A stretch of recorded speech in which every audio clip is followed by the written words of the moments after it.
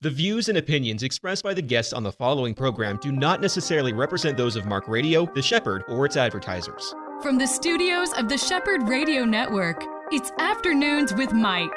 This next hour is all about our walk with Jesus, with local pastors, newsmakers, people who are making a difference for the gospel. Now, here is your host, Mike Gilland. Welcome to Afternoons with Mike, heard daily here on The Shepherd. I've got three guests all teed up for us today, lined up to share their stories and what God has put upon them. And on the line with me, a first-time guest on my program, Melinda Hudson, is a nurse, and she's an author of a book. It's the outworking, really, of her life and what's been going on in her life in the last number of years. The book is on forgiveness. She's going to be sharing her story. So, first of all, welcome, Melinda. Thank you very much. I appreciate it.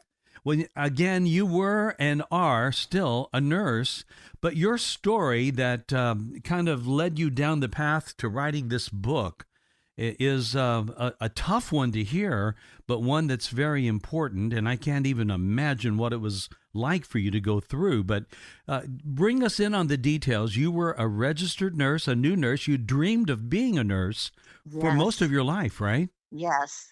I dreamed of being a nurse from the time I was 6 years old, and we lived with my grandparents for about 4 years. So I was the nurse to grandma and granddaddy, mom and daddy.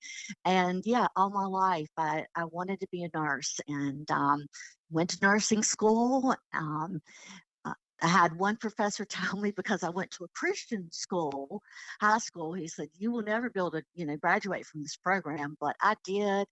I started working in labor and delivery right after I found out that I had passed the boards. And so that's where I was working. And the story basically is, all of us have trauma in our lives. And some trauma is severe and some trauma isn't quite as severe. Well, I've been working in labor and delivery for 5 months. A patient died, and 3 experienced nurses tried to blame the death on me. By doing this, they thought that they were going to be able to get away with the things that they had done. Now, that didn't happen, but that's what they thought. And so they were pinning something that was not your responsibility. Was there actual negligence involved in this problem? Yes, sir, there was. And they settled out of court for $3.2 million for Wow. conspiracy and fabrication of the records. Okay, so that was admitted then, and you were ended up being cleared from that. Yes, sir. Well, I'm Yes, sir, glad I for that, really but did. that wasn't the whole of the story, right? What now? I'm sorry. I said that wasn't the whole of the story. It wasn't like that everything was just went back to being just great. I mean, it had a big impact Right. upon you, right? It did. I want, because I wanted to be a nurse, I decided to try to go in patients' homes to be a nurse, but it was almost like nurse equal panic attack. I had been to the doctor, they had given me medication, but I still would have panic attacks when I tried to be a nurse. And that was all because you hadn't had that before this incident happened. No, sir. Yeah. No, sir. This is all I new actually- stuff. Yes, I actually did CPR on the 16-year-old girl that passed away too. So vividly, I had a picture of her in my mind. Oh, And I had dreams and ended up with post-traumatic stress disorder, but I had, lots of dreams and ended up going into the pharmaceutical industry after 3 years of trying to work in patients' homes with pediatric patients and having so much anxiety. well, I can't even imagine what it would be like to do what you did, to have that effort, and then for it to turn around and be pinned on you as the responsible cause of a death. know. That had to I be know. horrible. It definitely was. And, at that time, like many others, it's kind of like, God, why is this happening to me? Yeah, This right. is this is what I wanted, this is all I wanted to do, and I loved it. And just like other things that happen in our lives, we don't know at that time why God allowed it to happen. Right. But what I was determined is that I was not going to be a victim. And so I went into pharmaceutical sales, and that is, but I did eventually do nursing and still do some nursing now, but it took a while. The feelings of being accused of something that you didn't do, and I'm grateful that this settlement kind of cleared your name from Yes, it, sir. but then that still leaves you with the baggage of what Right. could be a big pill of bitterness in your heart. Right. And the thing that I didn't know at the time, but is that, our subconscious mind records everything we do. And when we don't forgive, not only does our subconscious mind record that story, but it keeps the emotions attached to that story. So you end up with harbored anger, harbored bitterness, Yes. and that is where we end up being able to link now because we have 35 years worth of research on the science of forgiveness. So I can basically tell you for sure, if you don't forgive, you will get sick. I can't tell you when, can't tell you what you'll have, but I can tell you it could be anything, including cancer, heart attack, stroke, anything you can think of.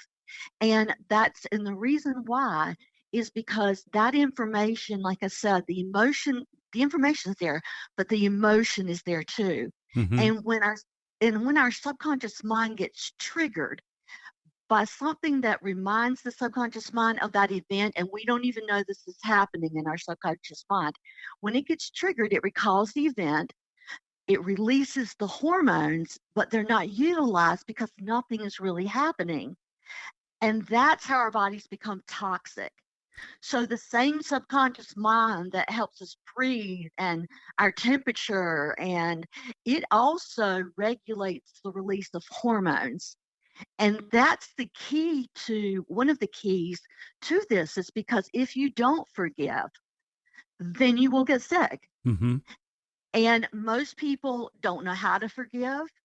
And so one of the things that, that's in the book is processes of forgiveness. One of the ones that I came up with probably about 20 years ago, how I could forgive these people. Because in Sunday school, I remember the teacher saying, ask God to help you to forgive. But I said, God, how do I forgive these people that blame the death of a patient on me? Yeah, three How different do I individuals, and you could have gone through the rest of your life with a real deposit of bitterness in your heart at these three people, but it would have affected you negatively had you done that. Right. And God gave me great jobs. He gave me more time that I could spend with my family because I was in pharmaceutical sales. It was a lot more flexible. There were so many things. He gave me the opportunity to work with companies and develop products and all kinds of things. And I think he gave me all those opportunities to be to where I am today because in June 15th of 2015 is when God said, Melinda, I want you to write a book. And I was kind of like, God, I can't write a book. My streets are in math and science. I can't write a book. But he told me over and over again. So finally, I stopped working with GlaxoSmithKline and started writing the book. And that's when I found that there was information in there about the science of forgiveness. So we've known forever and ever that God tells us if we want to be forgiven, we have to forgive. Yeah. And it's so important. And it's but we don't know, what people don't really know is what happens if you don't forgive. So when I did a survey before I wrote the book, I can't tell you how many people that admitted they were Christians, but they hadn't forgiven someone. Hmm.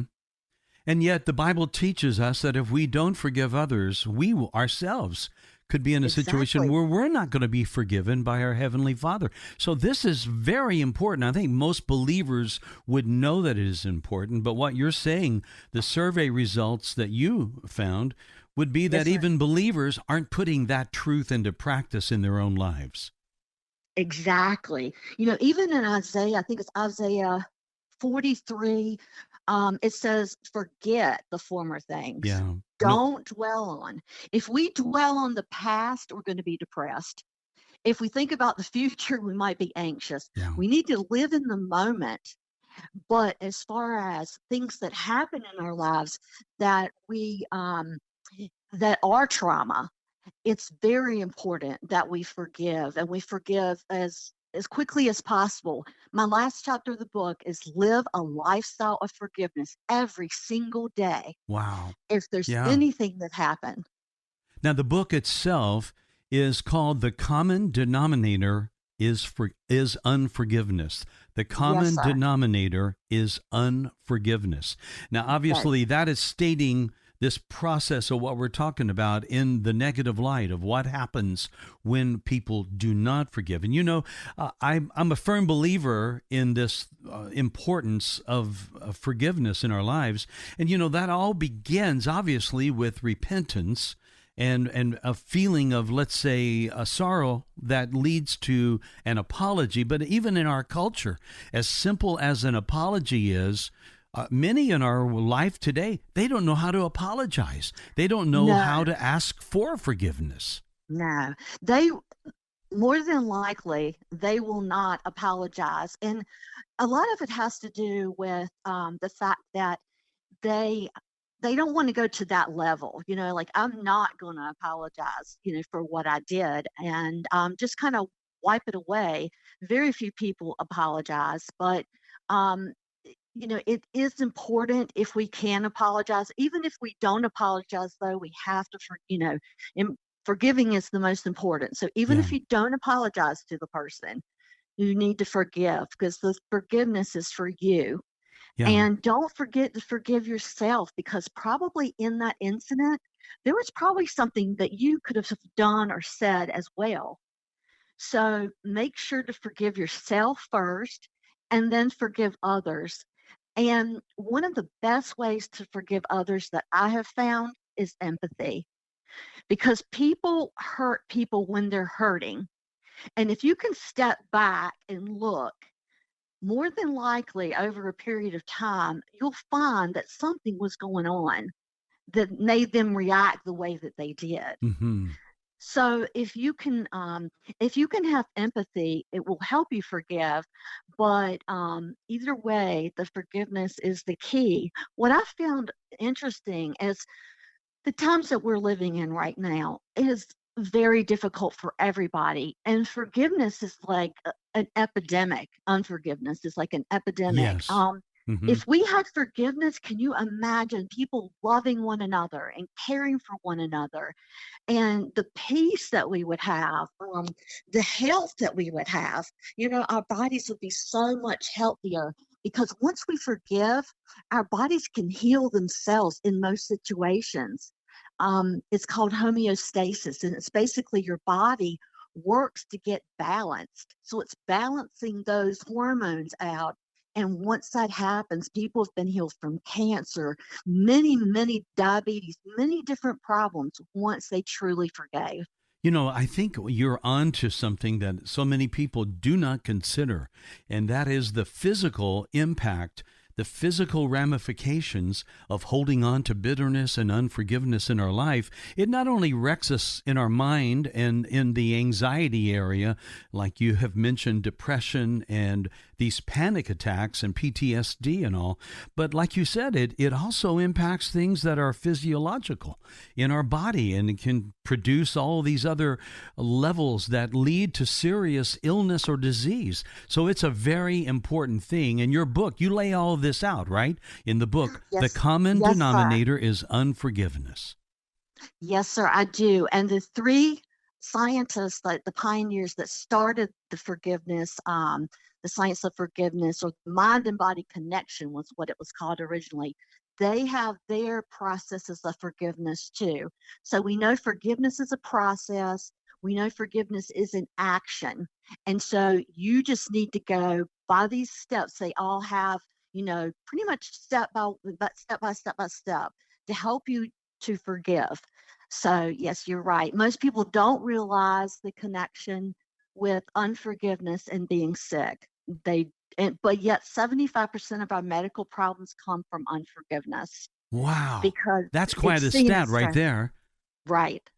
Unbelievable. And yet it is so basic to our Christian faith. And like you said, so often it's not unbelievers that are really holding on to things. So often we talk to people that are believers and they don't realize how much they're holding on to unforgiveness. Again, so it brings not just, if you've just tuned in and you're wondering what this particular aspect is that we're talking about, it's not just the mental, it's not just the anxiety that's caused the stress, that level just messes up the peace that should be in our heart as a believer, but it carries on all of these physical ramifications as well.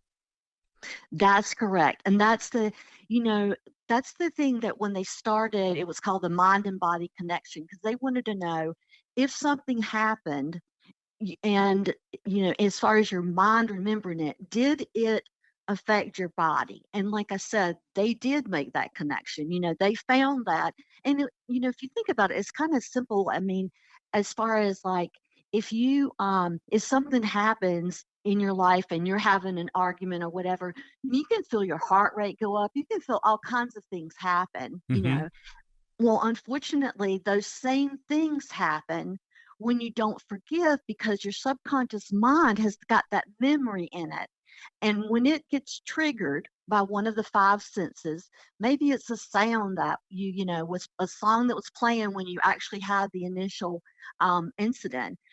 But five different senses, it gets triggered, and when it does, recalls the event, releases the hormones, and then the hormones aren't utilized. And so that's how science can say you will get sick. You will get sick. As long as you hold on to it, you will get sick. It's just when. I've talked to many young people that were abused when they were young, and they told me, I will never, ever forgive my stepfather. Mm-hmm. And I said, hold on 1 second. What if not forgiving your stepfather could make you very ill? And almost every single one of them already had major medical problems. It's not surprising at all. Oh, my goodness. Yeah. But that's a great illustration right there. We can somehow feel justified in holding on in our lives to things that God has said we've got to let go. And, one of the beautiful things about forgiveness, and when you ask for forgiveness, I heard years ago that it is a release, that you're releasing this right that you held on to, that said, I should be able to be bitter toward you, but I'm going to give that to God. And that's what happens. It's a great exchange, and we get peace and joy in our hearts for knowing that we've obeyed God when we do. This is really great, Melinda. Give us the website that you have or how people can get a hold of your book. Okay. It's Melinda, MELINDA, cares, CARES.com. And you can get the book or hold of the book or get some information about it. Also, one thing that I just want to let you know, that in October 28th of 2020, just recently, the survey of love and forgiveness came out in American society. And it said that 94% of Americans wanted more forgiveness in this country. Wow. Okay, I need the 94% of people to step up and forgive. Right. We need to be cleansed of the anger and all that we have. And once that happens, we'll love one another. We'll be able to get along. And that's what we need today. I agree. Melinda, thank you for being with me. We'll have to have you back on. I got to check this book out. Again, it is called The Common Denominator is Unforgiveness. That is correct. Thank you so much for being with me today. This is Afternoons with Mike, right here on The Shepherd. Pastors,